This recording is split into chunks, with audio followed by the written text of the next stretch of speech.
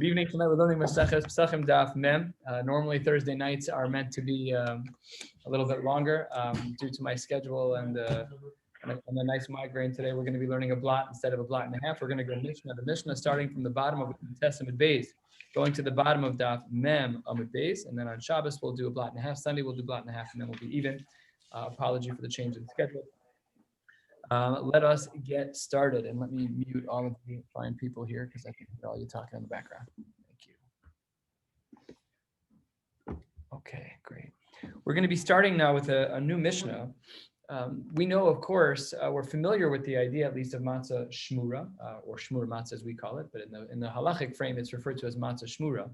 And the whole concept of shmura matzah is that we're concerned that maybe due to exposure to moisture, that which is one of the 5 grains, barley, rye, oat, wheat, and spelt, that they may get exposed and therefore become chametz. They could be mischametz, and that could be a halachic problem. So the Gemara here has a number of injunctions to make sure that we don't violate that isser. And here is the beginning of that. The Mishnah writes, "Ein shorenes hamorsan l'tarnagolim." You're not allowed to soak the morsan, which was one of the grains, which was animal feed for tarnagolim.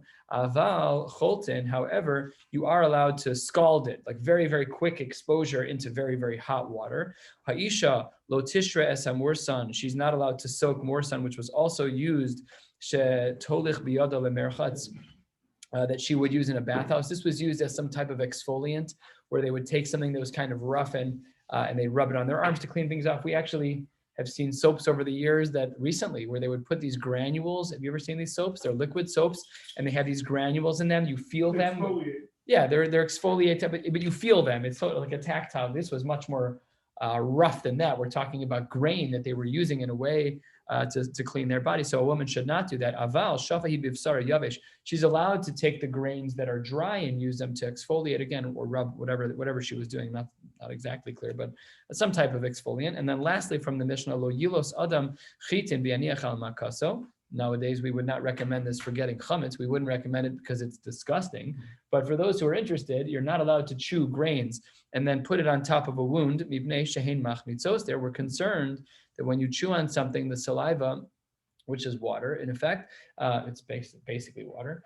So that could cause for things to be mischametz. So these are some of the injunctions. None of them themselves are isuri d'oraisa, but they're the cautionary concerns about taking grain and making it into that which might become chametz. Tanu Rabban, the Gemara opens Lamed Testament Beis 10 lines from the bottom. Elu dvarim she'ein bain li dechimutz. There are grains that don't end up becoming chametz. What types of things don't end up becoming chametz? Ha'afui, something which is already baked, you could pour water on it all day. That's not going to become chametz. V'ha'mevushal, that's an interesting phrase. Mevushal is usually a liquid medium. We're going to discuss that in the Gemara, because a liquid medium can become chametz if you put flour in it. We'll discuss that at some degree of length today, but that's a kasha a little bit. How does that work out? Next, v'chalut shechaltu v'roschen. If you have something that was scalded, you have grains, but they were scalded in very, very hot water, and that's kind of like, I don't know, it's a super fast form of cooking. And it reaches its cooking point so quickly that it's not possible to be bali dechinutz. So asks the Gemara, hold on one second, mevushal, adimavashale mechama, not to be confused. Sometimes ayin and sadi in Aramaic are interchangeable. Some people refer to Maseches Beitz as Maseches Beya. Here too, look what it says. It says adimavashale mechama. Mechametz, it becomes chametz. The ayin and tzadi are interchangeable. So what do you mean that bishul doesn't cause for problems? Bishel's typically a liquid medium of cooking. So I don't understand how you can say that there's no chametz there. It's givaldik to eat chametz while we're talking about chametz. It's like one of the best ways to entertain the Masechta. We are practicing what would be an Isser D'Oraisa in just a few months. We're already 40 blot in. That means that Passover is in 81 days for whoever's counting. Approximately. Says the Gemara as follows. So how do we answer this question about bishul? Says the Gemara, because it's not stam bishul. The case that we're talking about, Amar Rav Papa ha'afui shebishul kamar, we're talking about that which was already baked, and then, so this is matzah brai. That's matzah brai. You take something that was already baked, you bake the matzahs, they're kosher, and then you have matzah brai, and then no problem. That's not making chametz. So we know, of course, Ladina, that of course matzah brai is not chametz, that's for sure. But there are those who are makbid on it, even though the Gemara writes explicitly that there's nothing wrong with that. That is what the Tosefta says here. I don't think it's a Tosefta, I think it's a Brisa, that says that as long as if it's afui and mevushal, that's what Rav Papa is saying, that it's afui and mevushal, so matzah brai midoraisa is mutter. Good. Tanya, the Brisa writes 6 lines from the bottom of the page. Rabbi Yossi, Rabbi Yehuda, Omer, Kemach shenafa l'socho delaf. If there's a dripping liquid that's falling into flour, the halacha is afilu kol hayom kulo ein bali dechimutz, that will not generate chametz. Big machlokas in the Rishonim here. Do we say that the entire dish can't become chametz? Why? You have water that's dripping all over the place. At some point, it's going to collect enough liquid to, let's say, line the bottom of the pan. So some of them are Rishonim here, right? That what we're talking about is in the makom hadlaf, the place where the water is actually dripping. That's where we have the limitation. That's where we have the exclusion to say that there is no chametz in that spot. But yes, the splatterings to other places, that we still would say it is possible to have chimutz. Amar Rav Papa, hu da'avid tif lahade tif. It has to be drip after drip. It can't be sitting there for a long time. It's got to be continuous.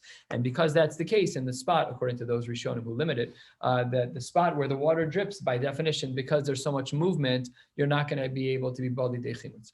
4 lines from the bottom. Amar debei Rav Shila vatika shari. What's vatika? So Rashi says that vatika, this Rashi's 4 lines from the bottom of the page, is a maichal kemach. It's some type of flour-based food, and he says that vatika is shari. It's permissible to eat. Iva hatanya vatika aser. Some say that it's not. It depends how the vatika is made. Lokasha hadavde b'mishcha v'milcha.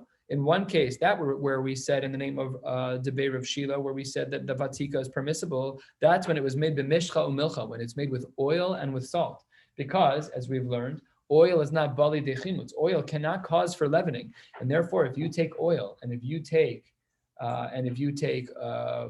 oil and flour, you're totally fine. However, when the Brisa says 3 lines from the bottom that vatika is aser, de'avde b'maya v'milcha, that's when you have water and salt, and that's literally how you make matzah. You take a little bit of salt, you take a little bit of water, you take a little bit of flour, and that's how you would make matzah. So here, our concern with vatika is that it might be aser because we would let it leaven, and that could be problematic. So the distinction to be made with vatika is that when it's made with the oil as the liquid, that's not bali de chimutz, and that was the case of Debei Rav Shila. However, the Brisa, which said that it is problematic, that was when we were talking about water and salt. 2 lines from the bottom. Let's say you're cooking and you see that the dish that you're making is a little too thin. Sometimes when I make pancakes, I find that I always need to add more flour. We have had such experiences before. So the Gemara here is saying, how do we make the food a little bit thicker?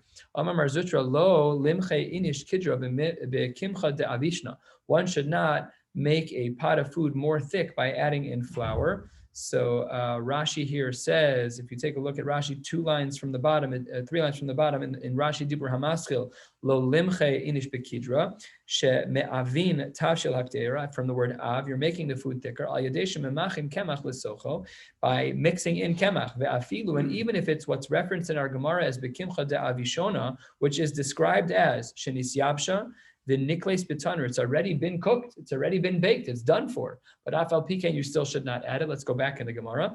Dilma lo bashel shapir v'asi li'dechimutz, because it's possible to still generate a concern about chimutz. Amar Rav Yosef. Rav Yosef says, bottom line of Lamentasim Beis, as we turn to the top of Mem Amud Aleph, he says, lo lichlot, one should not scald, inish, a person should not scald, trechite bahade hadade, 2 kernels of wheat at the same time. Why not? Dilma azlachada v'yasva b'tsiria dechaverta. Maybe the 2 grains will overlap one another, and there are grooves in some of these kernels. And because there are grooves and because they're overlapping, so then in such cases we're concerned. Dechaverta v'lo salik lehu dikula demaya me'arba ruchta. We're afraid that the water won't extract from the kernels properly, and then ve'asili dechimutz. You ever make chicken and the chicken's supposed to be separated and they end up touching each other, or you're making potatoes and they overlap, and when you undo it, you see that they're not as cooked, and in the contact point, same exact concern here is that if there's an overlap, and adding in a secondary factor, if there's a groove inside the chitim and the kernels, so then we're afraid that all the liquid would not come out. 4th line says the Gemara, Amar Abaye, similarly, Abaye says, lo lichroch, we should not singe. Inish, he should not singe trei shibole bahade adade, 2 stalks of grain, because dilma nafke maya mehai ubala idach ve'asel lidechimus. We're afraid that maybe one of the stalks, the water would be extracted by the singeing process, but it would then get reabsorbed by the other side. How do you know that the moisture won't get reabsorbed? So that the Gemara says might be problematic according to Abai. And we might come to chametz. Amar le Rava. Rava says, according to your concern, if your concern is reabsorption, so even if you only have one stalk, you still could reabsorb the water that was, put back in the air or that was extracted onto the bottom of the pan that could be reabsorbed. Of course, it could be reabsorbed. So Ela Amar Rava, he rejects that opinion. He says no. Mei peros ninu. The liquid extract of the stalk is considered to be mei peros, and what do we know? Mei peros ein machmitzen. So he argues with Abaye. Abaye says two stalks of grain. Two stalks of grain cannot be singed together because the heat will draw water out and it may get reabsorbed. So he says to Abaye, if what you're saying is true by two, it's also true by one. You're just concerned about water, and water can be extracted even from one piece and be reabsorbed and become chametz. So therefore, Rabbi pivoted and said something different. Rabbi said, no, what we're talking about is that this liquid is extracted from the fruit itself. And as we've learned a number of times ago, a number of blot ago, we learned this on the top of Lamed Hayim and Beis, that may peiros are not machmitzin. Tanu Rabbana, that's not true. Where are we? A little bit earlier. So that was the argument that Rava gave to Abaye. V'hadar be Abaye, and he actually did retract his shita me'ahi, but based on a slightly different reason, which was to call agav midlaihu lo mechamtze. While liquid is being extracted, it is not also absorbing. The liquid will only be extracted in one direction. When you're dehydrating a food, let's say you're making beef jerky, it is not the case that when you extract liquid, it also reabsorbs. No, it just extracts liquid. That's Abaye's assumption. One mode at a time. If the heat is high enough, it's going to extract, and that's it. It's not going to reabsorb. Even if it comes out of the fruit and collects on the bottom of the pan, seemingly that's the case, that Abaye would not be concerned about such a thing, because dekol agav midlaihu lo mechamtze damar Abaye haichatzva de abishna. If you had a container that had some type of flour in it, and you were toasting it, you were drying it out. So schifa shari, if it was hanging upside down, so then the liquids would drip out, no problem. Zekifa aser, but if it was standing upright, that would be problematic. Rashi dibur hamaschel aser, about an inch above where we are, about a fifth of the way down on the page. Dibur maschel aser shamayim niflatin v'chozin v'niflain. There we would be concerned, says Abaye, had it been that it was all in one container. So if you have grains in the bottom of let's say it's in a frying pan of some kind and it's sitting on the oven and the liquid falls out. So this is difficult to understand in light of the previous Abaye, but Abaye had changed his opinion. He changed his tune. Earlier, he was saying that he was concerned about the fact that it might reabsorb. Then he said, no, it won't reabsorb, but if there's enough collected liquid on the bottom, it would reabsorb. And therefore, we need the container to be upside down so all the liquid could drip out and it then won't reabsorb. Okay. So it says Rava, he disagrees. Rava Amar l'shita. So afilu zakifa nami shari, even if the kli was standing upright and the liquids would extract into the bottom of the kli, still he'd say it's for the same reason as he said before. Me peros nidhu, the liquid extract from that which you are toasting is considered to be me peros, and me peros einan machmitzin. For the rest of the day until the next Mishnah, we're going to be learning about lisisa. Lisisa is a very important idea in regards to the preparation of flour, in that the way we prepare for making flour is by taking the kernels, by taking the grains of any barley, rye, oat, wheat, and spelt, and placing it into a liquid. This softens it up, it cleans it up, as we'll see some ha'aras throughout the Gemara. And the question is whether lisisa is mutter or not as it relates to the concerns of generating chametz. That could be problematic. First of the long lines, Daf Mem, Amud Aleph. Taner Rabbanan, ein losisin se'orin b'Pesach. One is not allowed to soak barley on Pesach. That's not allowed. V'im losas, and if a person would in fact do this, then nisbaku asuros. If that which you put in the water, the grains, the kernels, would be so absorbed with liquid that they would crack open, then they would be problematic. Lo nisbaku mutaros, and b'di'eved, had it been that they didn't burst open, then it would be permissible. Rabbi Yossi Omer, shoran b'chometz tzomsan. This is a fascinating idea. Rabbi Yossi says, you're allowed to be shora them in vinegar, because what vinegar does is it halts the process of chimutz. It's a type of liquid that doesn't allow for leavening. I don't know if that's chemically true, but it's certainly the assumption of the Gemara.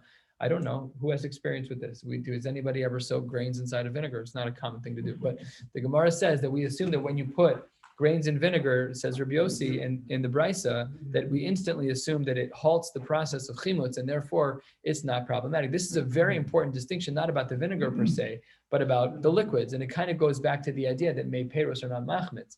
There are some liquids that you are allowed to mix with flour to make foods on Pesach. That's just mutter. Now, vinegar doesn't taste good, but maybe there's a mixture of liquids. It's the next bright idea that someone can have for Pesach. Maybe you can come up with a mixture of flour and some type of liquid that prevents the process of leavening, which would then be totally mutter to eat, no problem at all. So we solve the problem by making things out of matzah flour, right? But that's the Gemara on the previous page. Now you're mixing it with liquids, that's gebrachs. So you get into the shilas of gebrachs, but Medina, that's for sure mutter. It's not an Isser D'oraisa. That's the Choladeus. It's not an Isser D'oraisa. But nevertheless, my wife married someone who is makbid on gebrachs, so she's looking for a heter. She can't find one because her husband is a Hasidic guy. He's a ger Chassid. So they hold of gebrachs. So she's very upset. Okay, so says the Gemara as follows: Amar Shmuel, ein halacha ki Rabbi Yossi. The halacha is not like Rabbi Yossi, who says that vinegar actually limits liquid. Amar Rav Chizda, Amar Mar Ukva lo nispaku mamish. When we qualified the shita in the brisa, when the Tanakama held that if in fact b'di'evet, if in fact you did soak the grains, that once they crack open, they become usher. But if they don't crack open, then the b'di'evet, they're mutter. Says the Gemara in the name of Mar Ukva, lo nispaku mamish. We don't mean that they're actually going to crack open. That's not what we mean. Ela kol she'ilu manichan al pi chavis ve'hen nispakos me'elehen. Only theoretically, had it been that we put them over a barrel of wine and that's when they would crack open, then that would be problematic. So right now it may not crack open when you put it in, but had it been that if you were to move it over to a barrel of wine and then it would crack, what's with the barrel of wine? Right? So Rashi says here, Rashi just to the right, I cannot explain this to you other than the fact that Rashi says it. Rashi says, it's such a strong smell of wine that the barley cracks open. Anybody? I don't know. Fascinating idea. Well, yeah, it's also true, yeah. And their wine was undiluted. I'm sure it was a very intensive smell, but I could see a human being saying, whoa, too intense, I'm going to back off. But the barley's like, whoa, too intense, I'm going to crack open. So I'm not sure what the science is here, but Rashi does say, and apparently there was some reality to what was happening here. It doesn't make it into the Gemara Stam. But what the Gemara is saying is that when the Tanakama says that if b'di'evet you soak the kernels inside the liquid, and then if it were to theoretically have soaked long enough that if you took it out of the liquid and put it on the barrel of wine, it would crack open, that's what we're talking about. It doesn't have to crack open. It would still be problematic. Okay, so that's how we explain the Tanakama. Shmuel argues, Shmuel Amar, we're 1/3 of the way down, Memam Avadal. Shmuel Amar, Nisbaku Mamish. No, not correct. We don't say the barrel of wine routine. We have to say that when does the Tanakama hold that putting the kernel in the liquid is problematic? That's true when it actually breaks in the water and not theoretically when it breaks at a later point. Ovad Shmuel Uvda Bedura Debe Bar Chashu. Shmuel did this in Bedura, in the living location, Debe Bar Chashu, in the place of Bar Chashu. Rashi here writes, Debe Bar Chashu Bikfar Shel Osaish. That was the name of the location. So what was the dinner? Nisbaku Mamish. So we reject the opinion that says that it has to be brought to a barrel of wine. We therefore assume that we are talking about a case where the grains actually broke open, and that just to be super clear, that explains the sheets of the Tanakama, who said that b'di'evet, if in fact you put it in the water, they're going to be usher if they break open, and mutter if the grains don't break open. Fine. Amar Rabba, Bal Nefesh, lo yiltos. If a person is a Bal Nefesh, so then he should not do any soaking. Rashi, Dibur Hamaschel Bal Nefesh, 1.5 inches, 2 inches below where we are, Chassid. And the Svarim Acherim, the Hagos V'Tzionim writes, Yarei Shamayim hachareid al nafsho. Very sharp language. A Bal Nefesh is a person who is Yarei Shamayim, he fears Hashem, hachareid al nafsho, who trembles about his soul. This is the definition of a Bal Nefesh. Fascinating translation. And how does this play out when all the poskim say, Bal Nefesh Tavalav Bracha, Bal Nefesh Yachmir, all these usages? There's a big deal in the Rishonim here about Bal Nefesh. Some people say it's not about Hashkafa at all. It's about health. There's some Mephoshim who say this is not healthy. Okay, so just the diunim, but here it's a pasuk. It's a pasuk, yeah, exactly. The usage here, we should all be charedim. That's a leisman de palik. That's for sure the case. That's absolutely, that's appropriate. So the Gemara says here, what? And chasidim, says the chassid, kind of. Amar Rabba Bal Nefesh Lo Yiltos. If there isn't a person who's a Bal Nefesh, a person who should be very careful, so Lo Yiltos, he should not do any soaking of any kernels. That's not appropriate. It says the Gemara, Ma'ir Bal Nefesh. What do you mean Bal Nefesh? What does the Brisa say at the first long line here? It says Afilu Kule Al Manami. Everyone should be usher to do latisa. Why should it be usher to soak them? Because what does the Brisa say? Tanya Ein Lotus Orim Pesach. What does that have to do with being a Bal Nefesh? That's the basic thing. Baal Nefesh, you want to tell me about a Chumrah? Fine. But this is Stamayid. Every Jew, even the ones who are not Chared L'Dvar Hashem, everyone should be concerned about Latisa because it could be Bali Dechimutz and the Chametz is an Isser Doraisa. So what is this whole thing about a Baal Nefesh? Answers the Gemara almost halfway down. Hachi Kamar. Here's Pshat. Baal Nefesh Afilu Chitin Desiriri Lo Yiltos. Even if it's a type of grain that's very hard, it doesn't absorb a lot. It would take a tremendous amount of soaking to bring it to the point of chimutz. That's where we apply the rule of Baal Nefesh. That's where we apply it. It's in a chumrah case, it's not in a regular case of chitin. In a chanami, you're correct. In a regular case of chitin, everyone has to be makbid. And then we get into the b'di'eved, did the barley crack open? Fine, that's all b'di'eved. Lechatchila is not about a Baal Nefesh when it comes to regular grains. Everyone agrees that that's not allowed. What we're talking about when it talks about a Baal Nefesh is a type of grain that's very hard and it doesn't absorb liquid very quickly. And because of that, there we have a din of Baal Nefesh. But Stamayid, who, we should all try to be from where appropriate, but Stamayid, he should make sure that he's not doing this either, but it's mutter if he does it. It shouldn't say Omar Le, it should say Omar Rav Nachman. The reason it shouldn't say Omar Le is because Rabbi, I believe, lived a generation later. So Amar Rav Nachman, I'm not sure what I just said is true. Yitz Brandis, we'll have to check that up on your Gemara sheet that you bought. When did Rabba live and when did Rav Nachman live? Anyways, the Gemara says, Amar Rav Nachman, man did saisle la'aba, whoever listens to Abba, which was a reference to Rabba, that person who we're talking about, Achel nama de ipusha, he'll eat bread that tastes bad. Daha be Rav Huna litse. Rav Huna himself would be low taste. He would do latisa. He would do the soaking. What it did is it pulled away all the gross stuff from the grain, and it made it. Rashi here points out it removes the morsan, it removes the bran from the grain, it makes it taste better. So he says, why are we being so makbid, Rabba? Rav Nachman says, I have a marimakum for you and Rav Huna.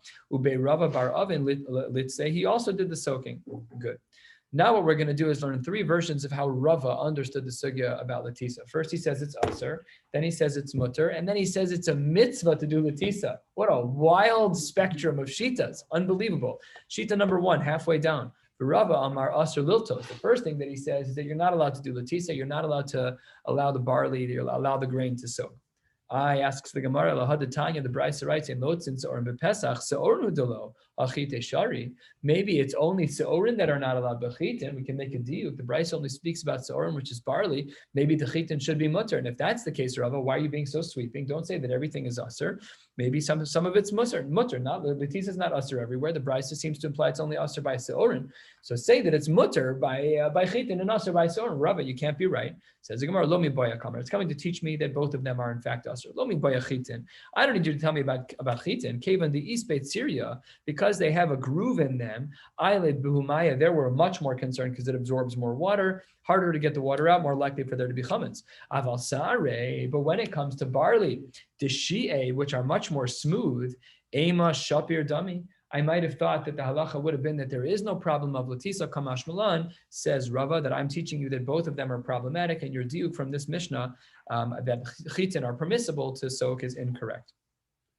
Hadar Amar Rava, then Rava changed his tune, mutter liltos. He went from usher to mutter. Okay, a big enough of a swing. We're not yet at the biggest part of the swing. Now he says it's mutter to do Latisa. I Tanya, the Brisa writes, Yotzin bepas nikia v'hadra. One can fulfill the mitzvah d'oraisa of achilas matzah with pas naki, with very clean flour, and as well with hadra, which is not so clean. V'ef shar nikia below latisa, but the pas nakia can only become clean with latisa. Asive asks the Gemara, wait a minute, Rav Papa the Rava. Rav Papa says to Rava, you want to say it's mutter liltos, but we have a source in the Tanaim that reads as follows: Hakmachin v'hasiltos. Kemach is unrefined flour. Siltos is refined flour. So you have two types of flour: rough, more coarse and more fine. Shel nachrim, it belongs to a non-Jew. Shel kfarim, tahorim. If you're eating it in a kfar, then it's tahor. V'shel krachin tmein. And if it's in the bigger city, then it's tamei. Rashi, a critical Rashi to understand what we're talking about. Rashi, 3 inches, 2 inches below where we are. Dibur hamaschel shel kfarim tahorin. Rashi says, if Vishain makpitin al sultan, they live in the boondocks. They don't have all the right tools. You can imagine farmland. There's no Walmart to buy some type of grinder. They just have whatever they have. So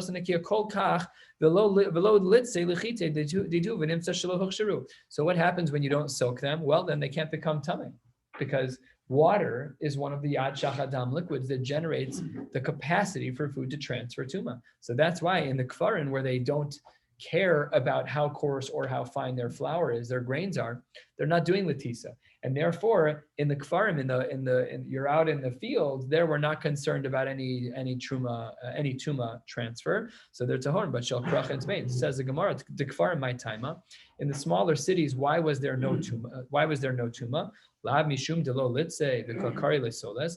There we see that they did not do latisa. We're assuming that that's the case, that they did not do any soaking. Nevertheless, v'kalkari lesoles. In which case, Rava, what do you mean? That brisa that says that EFshar Nakia below Latisa, that's not true, because we see in the case of the Nachrim, we see that it's referred to as Solas, and they live in the Kfarim. They're not doing Latisa. So you're wrong. You're wrong, Rabbi. It says the Gemara, Tirguma Akimcha. No, that wasn't talking about that type of Solas. We were talking about Kimcha. We're talking about Kemach, the coarse one. But in fact, had it been Solas, we assume that they in fact would have done Latisa. Now, this was the argument that Rav Papa gave to Abaye, that Rav Papa gave against Rava. And that's how he answered, by saying that it was talking about kemach, the more coarse version of flour, as opposed to solas, the more fine version of flour. And after he walked out, Rav Papa was kicking himself. He's like, I've got a much better marimakum against Rava. So he says, Basar Danafi Gamar, my time ago emale miha. Why did I tell him this? You know, like when you walk out of an argument and you had the best argument ever, and you realize right after they walk out the door, he's like, shoot. This is so good. Look at the Marimakom he asks now. This is black on white against Rava. We're 15 lines from the bottom. Amar of Zera, Amar of Yomi, Amar Shmuel. Chitin Shamanachos. This is clear. Ein lotisin osam v'kakar lehu solas. Beautiful. A great argument against Rava. Rava was under the assumption that the only way you get fine flour is with latisa. We see here that that's definitely not true. It says ein lotisin, yet nevertheless it's referred to as solas. But don't worry, because Rava changed his tune yet again. He started out by saying that Latisa is usher, then he changed it to Latisa's mutter, and now all of a sudden Latisa is a mitzvah. Let's see what happens here. Hadar Amar Rava. We are 3/4 of the way down. Hadar Amar Rava. Lost my space. Here we go. Mitzvah liltos. There's a mitzvah to do soaking. Shenema u'shmartem es hamatzos. It has to be that you're doing a shmira on the matzos, because the pasuk says u'shmartem es hamatzos. What are you watching for? Obviously, you're watching for chimutz. You're watching to make sure that it's chametz. So, ilo de boy latisa. If you're not requiring soaking, then what type of shmira are we talking about? Shimor lamai. Shmira has to be somewhere. It has to be on something. What are you looking at? You're looking at dry wheat. There's no shmira required for dry wheat. If there's no water, you don't have to worry about chametz. So what is the shmira of the pasuk? What are we talking about? It says Gemara, ishim or delisha. If you want to say that we're looking at ishim or delisha, namely, you have your flour, and from the time you add the water, then we say, all right, now that's what the pasuk means when it says ushmartem es hamatzos. Well, let's see if that makes sense.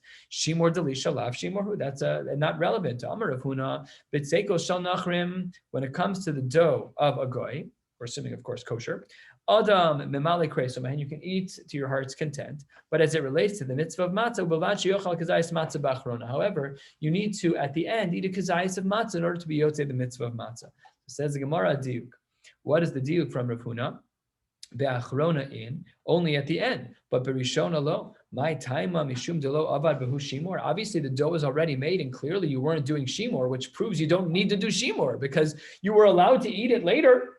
You were allowed to eat it b'achrona. You would just had to have kavan at that point to do so. But as it relates to the earlier parts of the B'tzeikos Shel Nachrim, you were clearly not watching. So therefore, that doesn't work. My taima mishum delo avad behu shimor.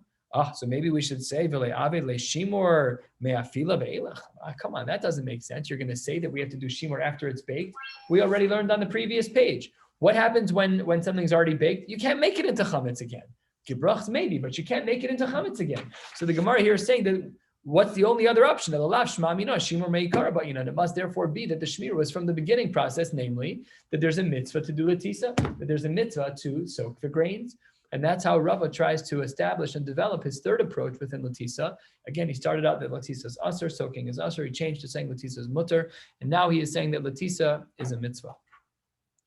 Says the Gemara Mimai, maybe your analysis of the case of the B'tzeikos Shel Nachrim is incorrect. Dilma shiny hasa, maybe that case is different. That he should have watched at the time of Lisha, but he did not. But if he's going to eat it, he is going to watch. Maybe in fact it really was a shimur by Lisha. That's a great shaila, and this plays into the poskim as well. because what do we consider to be shmura matzah? Is it shmura mishas ketzira, which is the makbid version, or is it the more lenient version of shmura mishas lisha ve'elach? What's considered shmura? So the Gemara, this is a real answer that the Gemara gives here, and in fact, the Gemara doesn't really give an answer to this. We asked this question on Rabbi. Hey, wait a minute, maybe really there was shmira from lisha ve'elach, and that uproots Rava's whole idea about shmura, about shmira starting by the latisa from the beginning, that it's now a mitzvah. Says the Gemara, even with that argument, v'afilu hachi, says the Gemara, 3 lines from the bottom, now 2 lines from the bottom, lo hadar be Rava. Rava kept his opinion that latisa, that soaking the grains was considered to be a mitzvah. How do we know? To amar lu lahanhu de mehavche kipe. Rava said to those, in the plural, lahu, to them, lahanhu de mehavche kipe, those who were the ones who would roll over the bales of hay so that they could get some moisture on the other side. So what would he say to them? Ki mahavchisu hafichu l'shum mitzvah. Oh, so we see there's a mitzvah of shmira. All they were doing is rolling over the grain so that it could dry out on the bottom side. The bottom side was touching the ground, so there's less of the absorption into the air. Time to roll it over, let it dry out on the other side. Great, no problem. Oh, do it l'shem mitzvah. What does it mean, do it l'shem mitzvah? Must be that latisa was mutter, that it was allowed to be saturated with liquid in the beginning. No problem. You have to be shmira. You have to do shmira and make sure it's not bali dechimutz. But good, Alma. What do we see? Bottom line, kasavar shimon meikara mitchilaso ve'ad sofan bo'inan. Sofo bo'inan. We therefore see that we need shmira miktsira ve'elach from the time that it's harvested all the way to the time of eating. So Ladina, we don't paskin that shmura matzah is me'akev. But Rava is basically he is the shita that is the baseline for saying that when we are makbid, and it's appropriate to do so for the Seder when we eat matzah dorai, so we should try to eat shmura matzah, handmade versus not handmade, okay? Separate shaila. But here, the shmura matzah is an inyan within Rava. Good, bottom line. Mar Berei de Ravina, turning to the top of Mem Amid Beis. Mar Berei de Ravina said, Menak talei ime be'arbi. What is going on here? Take a look at Rashi. Top Rashi. Dibur hamaschil menak talei ime chitin mitchilas k'tzir l'tzorach Pesach. She would take the grains that were harvested for the tzorach of Pesach, for the purpose of the mitzvah of Pesach, be'avda lehu shimur me'ikara. And she would watch them herself. That's what the Gemara means. Menak talei ime be'arbi. She would keep it in a bucket, and she would make sure that no water got on it, or it was soaking, and she would make sure that it didn't become chametz. But this is an application of Rava yet again. Hahu arba, not to be confused, arba and arbi, different words. Arba in Aramaic without the ayin. This is with an aleph resh beis ayin, top line, is a boat. And there was a boat that sank. Hahu arba techite, that was carrying grains. The tava bechishta, it drowned. The boat sank in a lake, in a river, in a body of water that was referred to as chishta. Sharia Rava lizvune lenachrim. And he said, go grab the boat. I got their scuba gear, and they brought up all the grains from down there. And he said, no problem. You can sell it lenachrim. You can sell it to a guy. Says the Gemara, why? Third line down. Mem amid beis esibe Rabba bar Levi, the Rava. I don't understand. Unrelated to this case, we'll come back in a minute. Beged she'avad bo kilayim. Let's say that you had a wool garment, and you know that there are some fibers of linen. You saw them under the microscope. You saw them not under the microscope, and now you can't find them anymore. So it's a beged she'avad bo kilayim. Hareza loyim karenu lenachri. That you're not allowed to sell to a guy, but what you're allowed to sell chitim that might be chametz to a guy. Why? Says the Gemara, v'lo yasebo mardas lechamor. As well, you cannot make that blanket from this garment that you would use for a donkey, because you're utilizing the kiloi begadim. Aval osin oso tachrichin the mace. However, you are allowed to make it as a tachrichin for the mace. So this is very weird. Why would we limit giving this to a nachri? A nachri doesn't have a mitzvah of shatnez. Jews do. So the hana part of the Jew giving it to the nachri, or no? Great question, Michael. No, there's no isra hana inherently in shatnez. Technically, you could sell shatnez. That would be the implication. Here, we'll see in a moment what the answer is. But that was I've never heard the havamina. That's a brilliant havamina. That maybe that's the case. But here, the distinction is so funny. The Gemara says that you're allowed to sell kiloi begadim. You're not allowed to sell it to. You are allowed to sell it to a goy. You are allowed to sell it to a goy. I'm sorry, you're not allowed to sell it to a goy. Beged avad bo kilayim harei loim karen lenachrim. But you're allowed to use it for a Jew who died. Not to make such a crass comparison, but halachically speaking, neither of them have the chiyuv of shatnez. You have a non-Jew and a Jew who's passed away.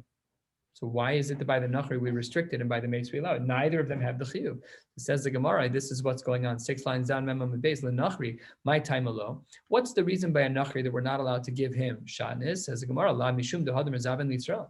We're concerned that he may, re-gift it. Thank you for the sweater. I'm not going to go give it to my Jewish employee, my Jewish employer. I'm going to go give him a gift of a scarf that's all filled with kilayim. So that's what our concern. So then Hadar Amar Rava, if your concern is that, then what should we do with the chametz? You shouldn't be allowed to sell the chametz to the guy. This is the kash in the Gemara. If the reason why we're not allowed to sell shatnez to a guy is because we're afraid he may sell it to a Jew, so then why are you allowed to sell the what drowned in the boat, what sank in the boat? Why are you allowed to sell those grains to a guy? Maybe he'll sell them to a Jew. Same question. Answers the Gemara. The Gemara says, Hadar Amar Rava lizvinhu kaba Yisrael. You're right. But you are allowed to sell them to a Jew in small enough portions, says the Gemara, so that kalya, he'll complete the food, he'll finish that food kame pischa before Pesach starts. Tanu Rabbanan, in molel in a saktera b'Pesach, you're not allowed to add flour to a pot on Pesach. And if in fact you need to, so how should you do it properly? Says the Gemara, first you should put in the flour and then add in immediately afterwards the chometz. What did we say about chometz? That it inactivates the capacity of the bread, of the chometz, to become bread to leaven. It turns off the genes. However it works, it stops the flour from becoming chometz. The yesh omrim, quarter of the way down, some people say it's the other way. Af nosen, you can even put in the chometz first. Af nosen es chometz, ve'achar kach nosen es kemach.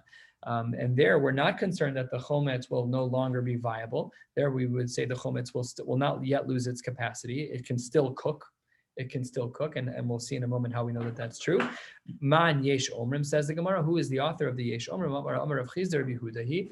Rav Chizda says that the one who holds that you're allowed to put in the chometz first, that you're allowed to put in the vinegar first, followed by the flour. That's the shita of Rav Chizda of Rabbi Yehuda. He did not. The Mishnah writes, "Ha'ilpes." You have a frying pan, bacteria. You have you're cooking in some type of a bowl. She'aviran mirotchen. It's boiling hot. Lo yitain l'sochan tavlin. Halacha l'maisa bishul. You're not allowed to take tavlin spices and put them in a kli rishon. That's also, you're not allowed to do that. Aval, excuse me. No sin l'soch haki'ara o l'soch hatam choy. You are allowed to put it into a kli sheni. We paskin this way the dina, that one is allowed to put spices into a kli sheni. So l'dugma, let's say that someone said, hey, the soup needs salt. So you're not allowed to add it to the kli rishon. Even if the kli rishon is lo agabe ha'ish, you're not allowed to add the spices to the kli rishon. But in your soup bowl, you can put in pepper all you want, no problem at all. You just can't add it to the kli rishon. So that's what the Gemara says here. Aval nosin the socha hakar l'socha tamchu. He says the Tanakama that it's mutter in a kli sheni. Rabbi Yehuda Omer lakol hu nosin. You're allowed to put it in everything except for one. Chutz midavar sheyesh bo chometz v'tzir, except for something that has vinegar or brine, which shows us that vinegar still cooks. And that's how we know that the yesh omrim that says that if you put in the chometz first, that you can still add the flour later, because the person who says that you put in the chometz first must still hold that the chometz cooks. Otherwise it should be problematic. It still needs to invalidate the flour when you put it in. So this is the yesh omrim. It's Rabbi Yehuda, says the Gemara halfway down Mem Amud Beis, the nukma ke Rabbi Yossi. Maybe we should say that the yesh omrim, the shita that says that if you put in the vinegar first followed by the flour, is a shita of Rabbi Yossi, Ditanya. It does say Ditnan in the Gemara, it should be Ditanya. There are nafkaminas between Ditnan and Ditanya, not only for historical accuracy, because Rabbi Yehuda Nasi put together the Mishnayos, and the Brisas are not to be found in any one collected space. But also halachically speaking, is that if you have two sources in the Tanaim that conflict, and one's a Mishnah, one's a Brisa, a Mishnah is more authoritative. So we need to know when we have a Brisa and when we have a Mishnah, and this is a Brisa, the Tanya, the Brisa writes. What does Rabbi Yossi say that mimics our idea about the power of chometz? Rabbi Yossi Omer, shorin b'chometz, v'chometz somsan. So we see over there perfectly that brisa says that you're allowed to be shori, you're allowed to have something soak inside of chometz, because chometz is somsan. Chometz stops the process, as we've seen now for the third time today. Chometz stops the process of leavening. So then the Gemara says, no, ki ashmeinan lei Rabbi Yossi hanimili di'ise be'eni avalade taroves lo. It's not true. You can't say that that's true by Rabbi Yossi, because Rabbi Yossi was only saying when the chometz was by itself. But the case that we were talking about was when it's in a pot of other food. Even if in that case, that's how we would hold. That's why we don't follow like Rabbi Yossi. And we follow like Rabbi Yehuda, that if you add chometz into even a tarovis of other things, we still assume that the chometz will inactivate the properties of flour becoming chametz. Ula argues on both of these approaches. The Brisa said that you're allowed to put in first the flour and then the chometz.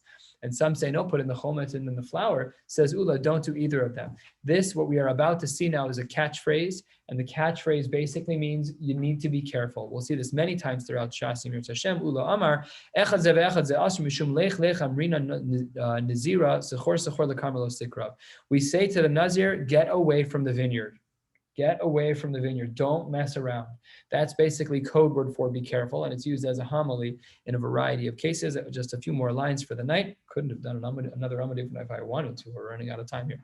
Says the Gemara, Rav Papi Sharile le bordike. Rav Papi allowed for bordike. Rashi says they're nachtom and they're bakers. We allow for professional bakers to be reish galusa lemimcha keder bechasisi. We do allow for them to add in some type of additional types of flours and Rashi here says right before the Mishnah, an inch below where we are, the bordikoi, a different spelling of the word. The nachtom, those are bakers. Bechasise kimcha de avshuna, some type of flour that's allowed. Omar Rava, wait a minute. Ika deshari ki hai milsa beduchta deshchiche abde. But there are avadim there. Why should that be allowed? Ika de amri Rava gufa mache lekidra bechasis. He did it himself. He didn't allow for a nachri to do it because he was afraid of what the results would be. It's his food. The nachri is not makbid on halacha. He doesn't know all the diyunim. Rava did it himself to make sure that there would be no problems at all. We'll stop right here. Mitzvah Hashem on Shabbos. We'll pick up at the Mishnah on the bottom of Mem Amud Beis, and hopefully we'll be able to do a blot and a half, if not more. We'll get to the end of the parak. Mitzvah Hashem. Have a beautiful night. Probably around 2:50-ish, but I'm not exactly sure. 2:55, probably 2:55 or 3 actually. Shabbos.